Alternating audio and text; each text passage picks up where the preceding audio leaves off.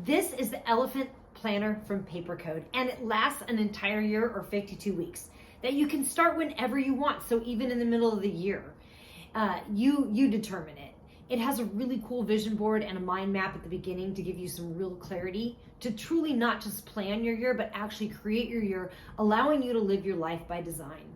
At the beginning of each month, you gain even more clarity as there's space there to write your goals for the week. I love the focus section at the beginning that states that what you're grateful for, your affirmations for the year, and your top 5 goals for the year. I wanted to thank Papercode for giving me this planner to review. I really appreciate it.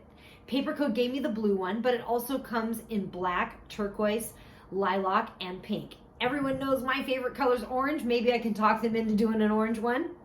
Whether they do or don't, they have a great variety of colors. Anything you can choose, you'll like one of them.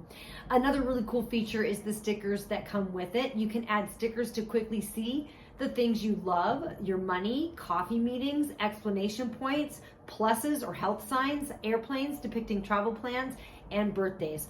All fun, making this not only a great planner for yourself, but also a great gift for that person in your life that loves to be organized, or maybe it's a hint for someone who needs to get more organized.